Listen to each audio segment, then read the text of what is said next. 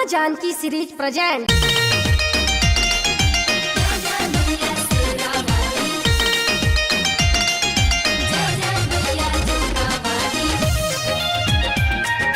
Music by Dheeraj धानी।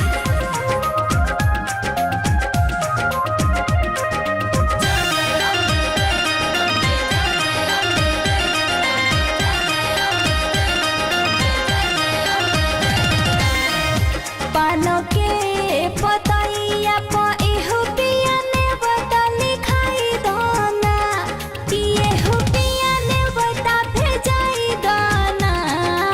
एहु पिया आई है मायारी या आंगनवा किनी में डढ़िया झुलुआ लगाई दोना। एहु पिया आई है मायारी या आंगनवा किनी में डढ़िया झुलुआ लगाई दोना।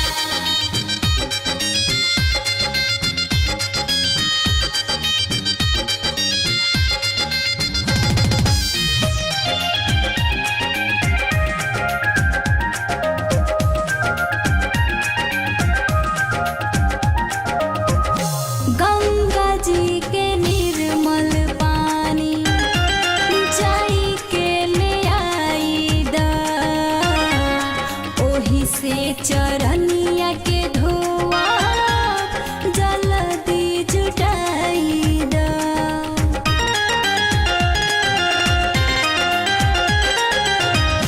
गंगा जी के निर्मल पानी जाई के ले आई दा, ओही से चरनी